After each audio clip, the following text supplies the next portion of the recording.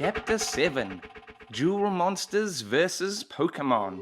As Brock, Darkwing and Scrooge stepped through the portal, they found themselves in a world unlike any they had seen before. Everywhere they looked, there were towering buildings and bright lights, and the air was thick with the sounds of people shouting and machines humming. What is this place? Scrooge asked, peering around the busy streets. It looks like some kind of city. Darkwing said, grinning. Maybe we'll finally find some real superheroes here. Brock, however, had his mind on other things. He had heard the unmistakable sound of a Pokemon battle nearby and was eager to check it out. Guys, listen, He said, pointing towards the commotion. I think there's a battle going on over there. As they approached, they saw a stranger named Yugi Moto standing across from another trainer. Yugi was unlike anyone Brock had ever seen before. He had wild, spiky hair and was dressed in a strange outfit with golden adornments. Brock couldn't resist. Hey, Yugi, He called out. I challenge you to a Pokemon battle. Yugi raised an eyebrow. A Pokemon battle? I'm afraid I don't know what you're talking about. Brock looked at Yugi incredulously. You've never heard of Pokemon? You know, creatures with elemental powers and unique abilities. Yugi shook his head. I'm sorry, I don't know what that is, but I do have my Duel Monsters cards. He said, holding up a deck of cards. I could challenge you to a duel. Brock was hesitant, but he couldn't resist the opportunity to battle. All right, He said, pulling out his own Pokemon. let's do this. As Yugi laid out his cards and began summoning his hologram monsters, Brock was caught off guard. He had never seen anything like this before. The monsters were huge and powerful, with special abilities and moves that Brock's Pokemon couldn't match. He was quickly overwhelmed by Yugi's tactics and found himself struggling to keep up.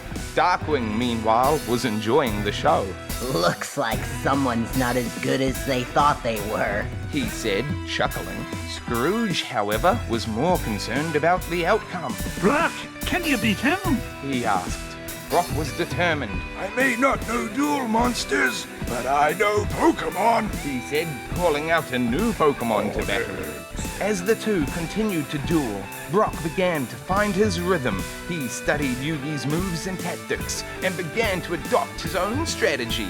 Soon, he had the upper hand and was on the verge of winning. In a final decisive move, Brock's Pokemon unleashed a powerful attack that defeated Yugi's hologram monsters.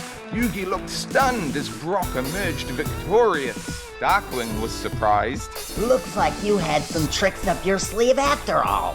He said, grinning. Brock smiled, feeling proud of his victory. I may not know duel monsters, but I know Pokemon. He said. As they prepared to leave the world of Yu-Gi-Oh!, Brock looked back at Yugi, who was still staring in amazement. Brock knew that he had made a friend and an ally, and he couldn't wait to see what other challenges awaited him in this multiverse. Chapter 8 The Computer World. As Brock, Scrooge, and Darkwing walked across the portal world, they couldn't help but talk about their recent adventure in the world of Yu-Gi-Oh!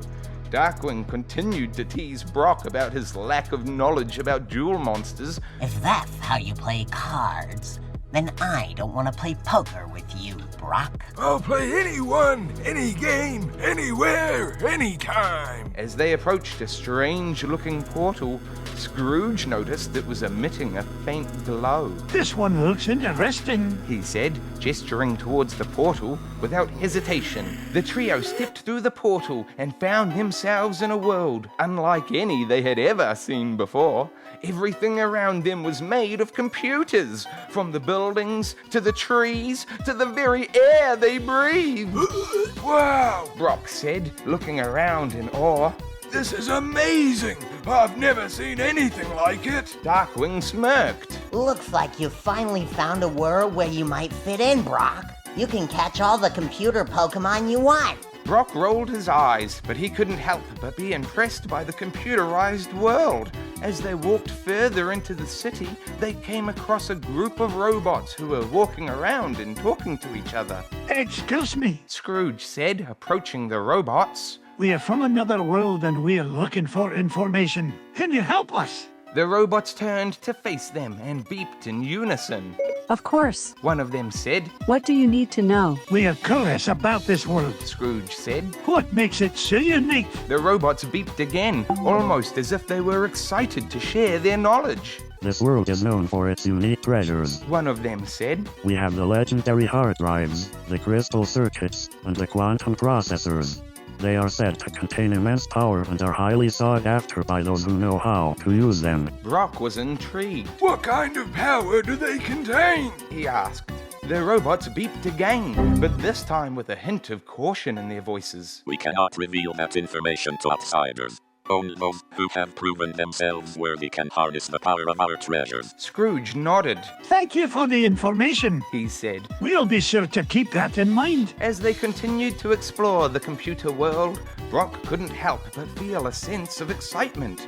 He had always been fascinated by technology, and the idea of finding rare and powerful treasures only added to his sense of adventure. But as they walked further into the city, they began to notice something strange.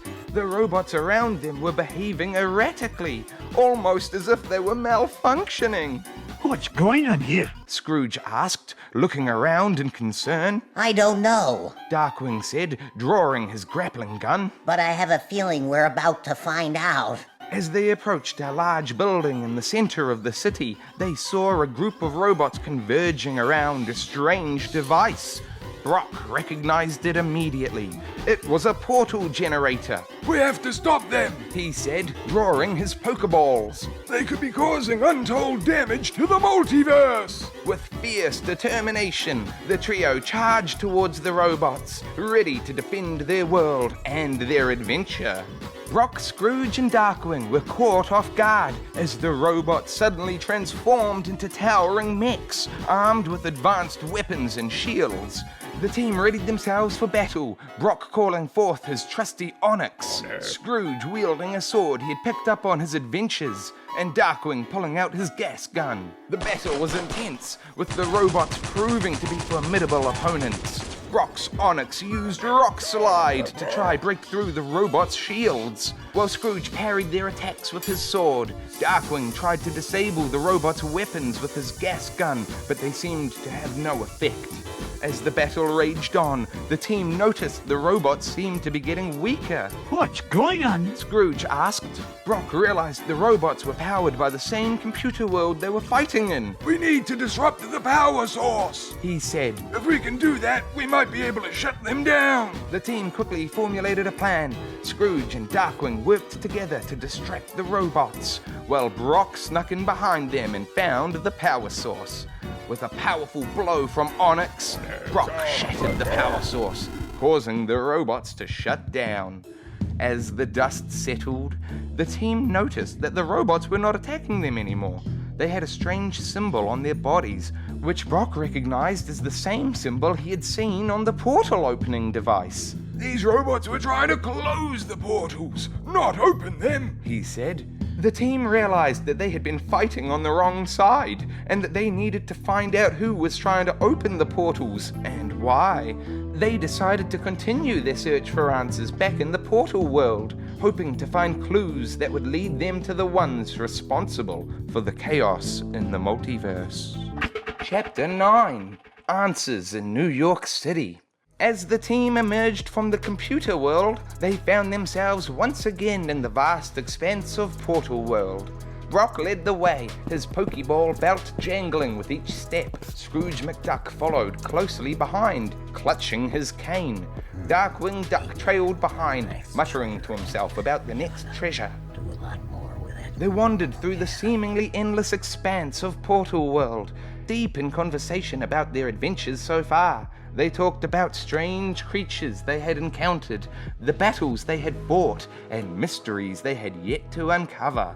Suddenly, Darkwing stopped in his tracks. Hey guys, look over there. He said, pointing to a cluster of inactive portals in the distance. What do you make of those? Brock approached the portals, studying them closely. These must be linked to some larger network. He said. Perhaps they are part of the system that the robots were trying to shut down. Scrooge nodded in agreement. It stands to reason that whoever's behind the portal chaos in the multiverse would have access to a network like this. He said. As they continued to examine the portals, they suddenly heard a strange humming noise coming from nearby.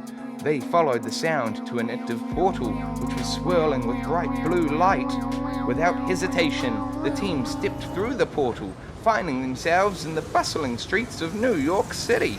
They looked around in wonder, taking in the sights and sounds of the busy metropolis. We must be getting closer to whoever's causing all of this. Brock said as they began to explore the city. We need to find out what's going on here and put a stop to it once and for all. As the team walked the streets of New York, they suddenly heard a voice behind them. Hey, what brings you guys to the Big Apple? It was Spider-Man, clad in his signature red and blue suit.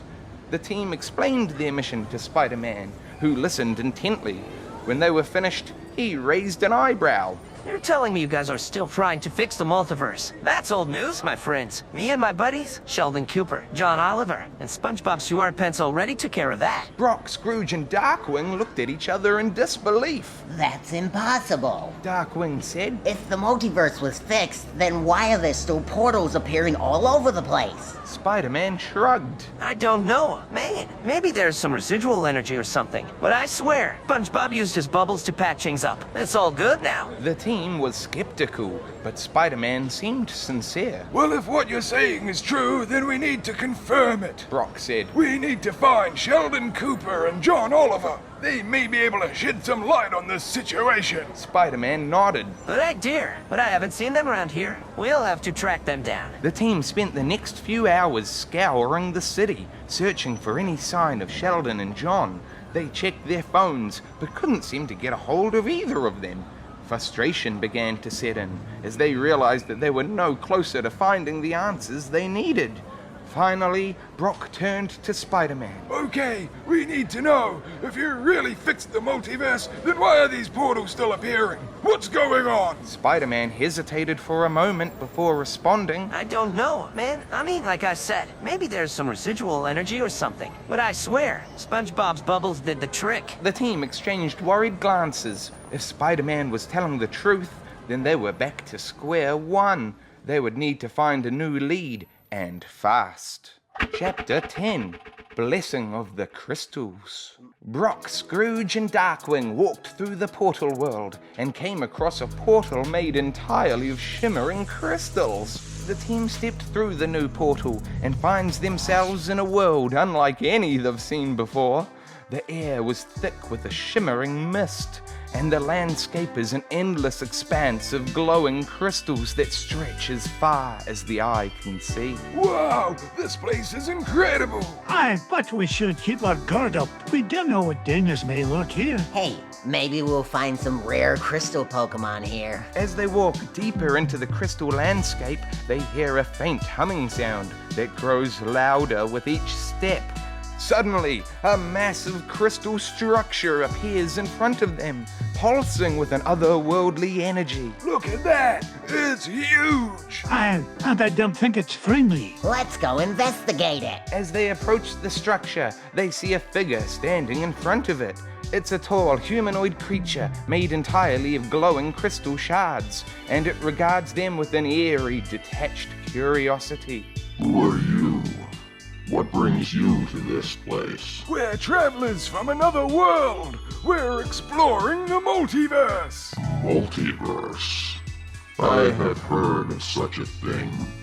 Tell me more. As the team begins to explain their journey and their search for rare Pokemon, the crystal creature seems to grow more interested. Suddenly, it reaches out and touches Brock's forehead with one of its jagged crystal fingers, and Brock feels a sudden surge of energy coursing through his body. What did you do to me? I have given you a gift.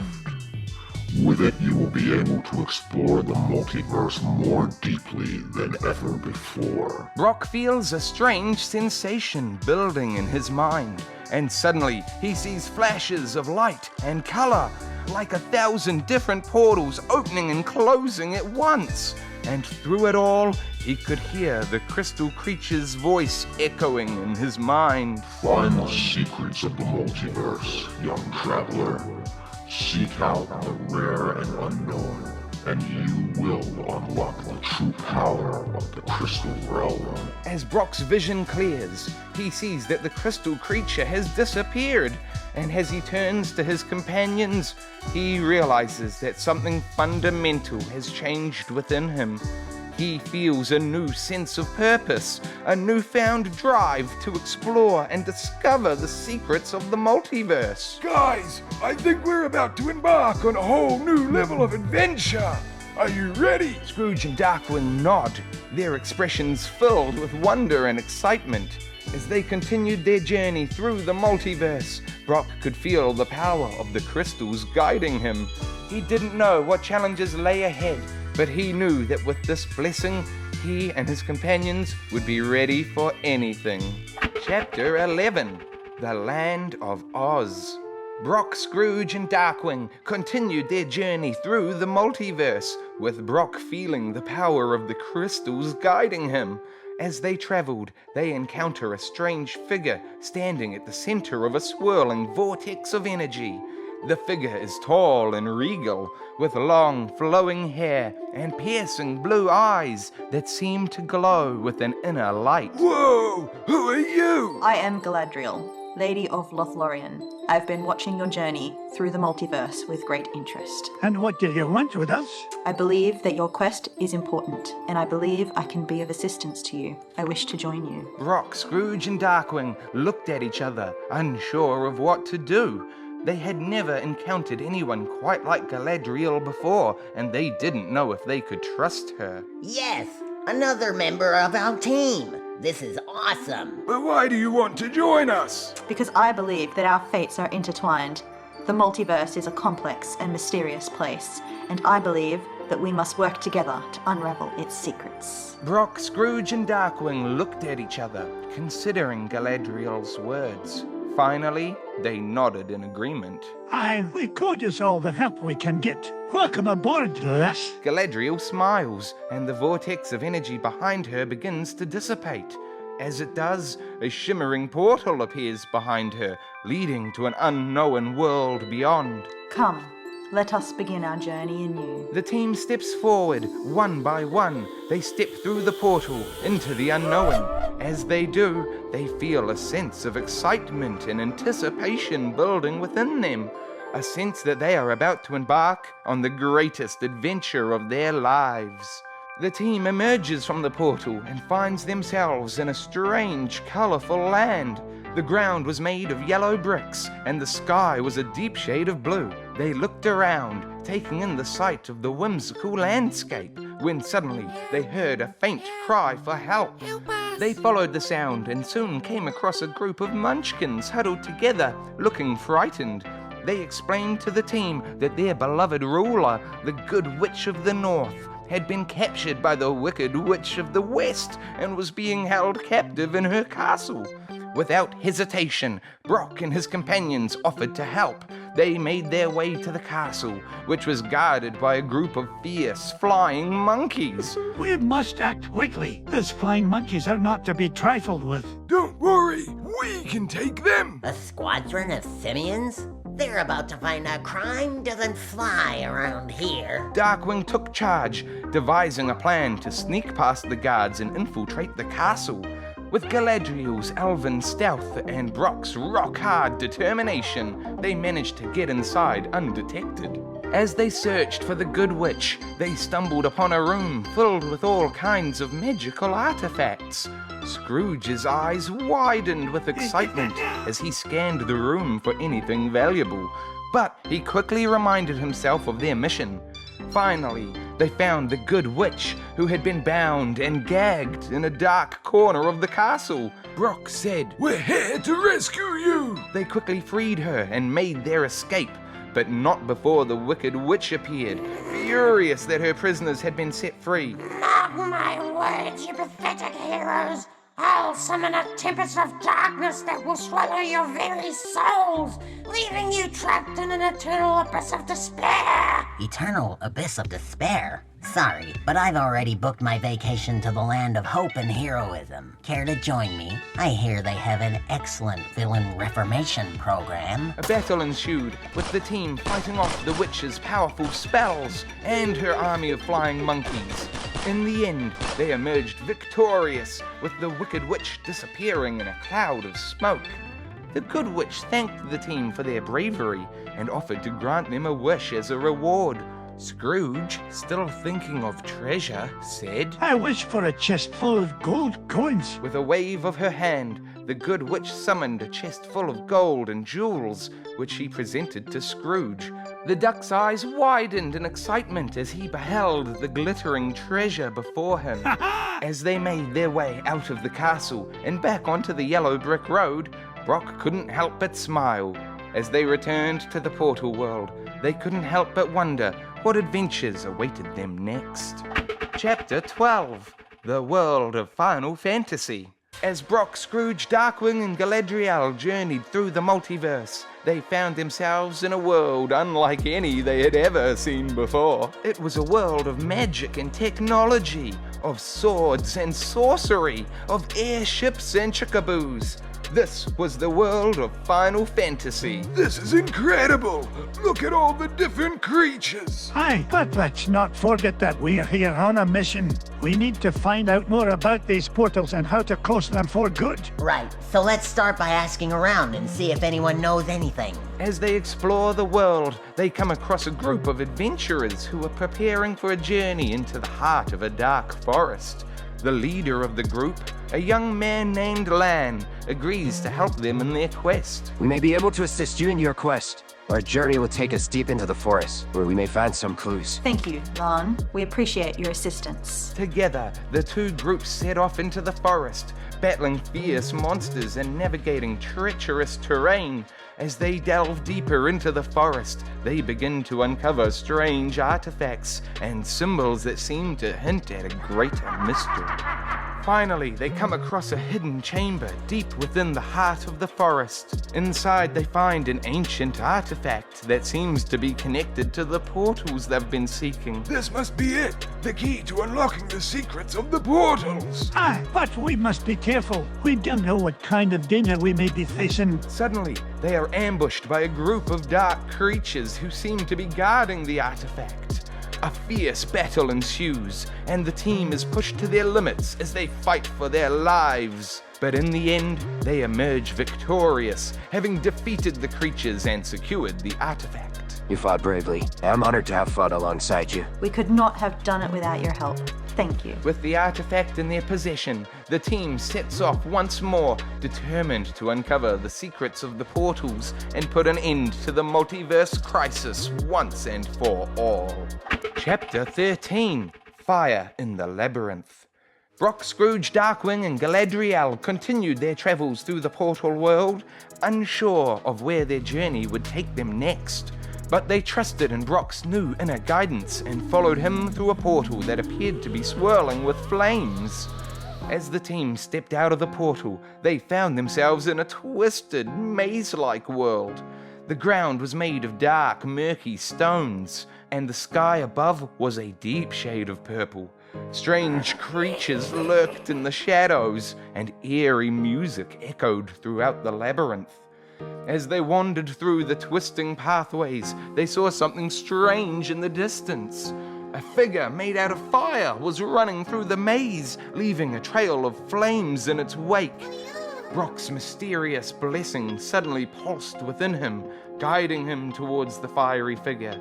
As they drew closer, they realized it was Kirby once again, but this time he was made entirely out of flames. Kirby, what happened to you? Brock asked, concerned. Kirby looked at Brock with his big, innocent eyes and made a sound that sounded like Fakeyou! I think he wants us to follow him, Scrooge said, gesturing towards the path that Kirby had taken. They followed Kirby deeper into the labyrinth, navigating the twisting pathways as they chased after the fiery creature. As they rounded a corner, they saw something that stopped them in their tracks. There, standing in front of them, was the Goblin King himself, Jareth, from the David Bowie movie Labyrinth. Well, what have we here? Jareth said, smirking as he looked at the group. Galadriel stepped forward, her hand resting on her sword. We seek passage through this realm, She said, her voice steady and strong. Jareth's smirk turned into a grin. Ah, but you must answer my riddle first, he said, holding up a crystal orb. Brock stepped forward, his eyes glowing with the mysterious power he had received. We accept your challenge, he said, his voice filled with confidence. Jareth smiled. Very well. Here's your riddle. I am always hungry. I must always be fed. The finger I touch will soon turn red. What am I? Brock thought for a moment, and then a smile spread across his face. A flame! He exclaimed. Jareth laughed. Well done, my dear boy.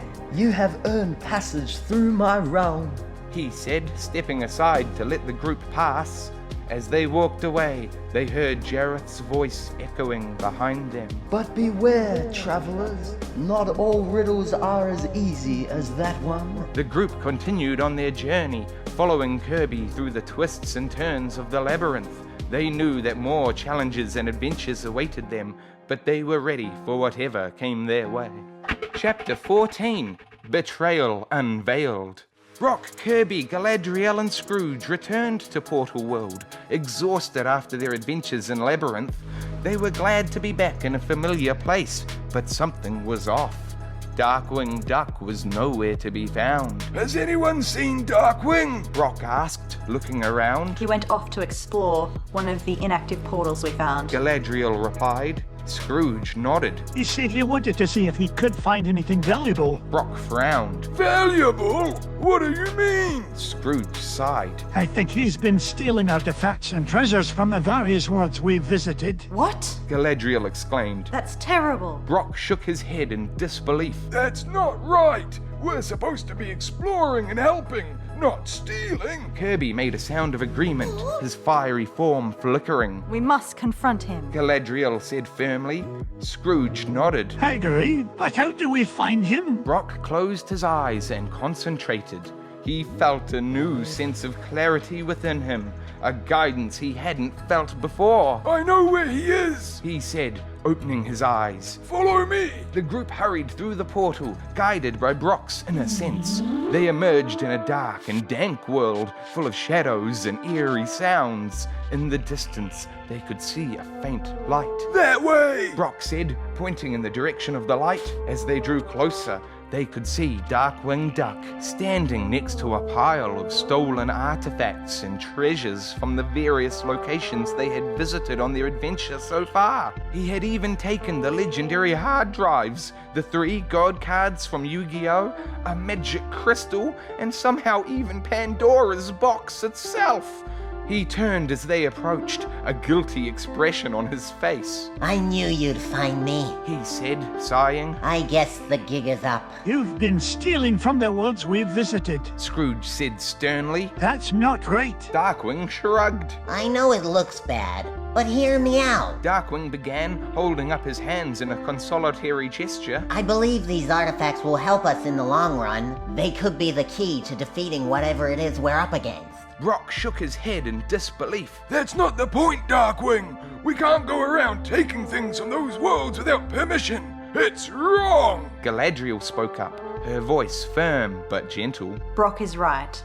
We must respect the customs and traditions of these worlds, even if we do not fully understand them. Darkwing sighed and looked down at the ground. I understand your point of view, but I just can't shake the feeling that these artifacts will be important. You'll see. Scrooge, who had been quiet during the conversation, finally spoke up. I'm sorry, laddie, but I can't condone this behavior. I think it's best if we part ways for now. Darkwing nodded, his face bitter. I understand.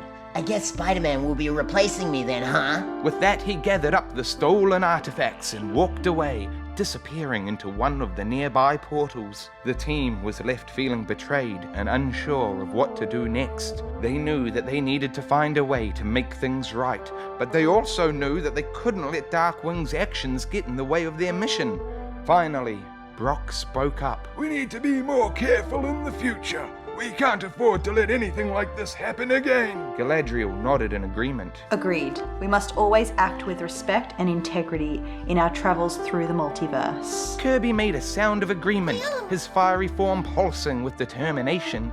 Scrooge placed a hand on Brock's shoulder. Let's get moving. We have a lot of ground to cover. With heavy hearts, they continued on their journey, unsure of what challenges they would face without Darkwing by their side. Brock couldn't stop thinking about the recent argument with Darkwing as they entered the world of bricks and stone. His mind was clouded, and he couldn't focus on the task at hand. But before he could shake off his thoughts and come up with a plan, the team suddenly found themselves stuck in a deep pit. Scrooge, Galadriel, Kirby, and Brock tried to climb out, but the walls were too steep and smooth to get a good grip. Brock quickly tried to come up with a plan, but it seemed impossible to climb out of the pit. As they were trying to figure out what to do next, Kirby suddenly ate Galadriel, and her power transformed him into a new form, one that was able to get everyone out of the pit. He blew a gust of wind that lifted everyone out of the pit and onto the solid ground. Scrooge was amazed by Kirby's new ability. Well, I'll be Mudge's uncle, he exclaimed. The team was shocked by Kirby's actions, and they didn't know how to react. They were worried about the implications of Kirby consuming such powerful beings, and they mourned the loss of Galadriel. Brock couldn't shake off his thoughts about Darkwing's betrayal and how he now had to deal with this new problem. He knew they needed to find a way to deal with Kirby's newfound power, but he didn't know how. Brock felt particularly outraged. Kirby! How could you? We trusted you! Kirby doesn't seem to understand the gravity of what he has done and simply bounces around in his new form. Scrooge tries to reason with Brock. No, lad. Let's not be too hasty. Kirby may not have understood what he was doing. Brock is not easily swayed. Galadriel was one of us, a valuable member of this team. We can't just let Kirby eat whoever he wants and expect there to be no consequences. Scrooge looks at Kirby. Kirby, you can't just eat your teammates. That's not how we do things here. Kirby looks at Scrooge with his big, innocent eyes and nods as if he understands. Brock, still fuming, knew he needed to find a way to guide the team through these challenges. He knew they needed to come together and work as a team if they were going to make it through this. But with Darkwing gone and Galadriel lost, he wasn't sure if they had what it took to overcome the obstacles that lay ahead. Maybe on the next treasure I'll be able to do a lot more with it. Yeah.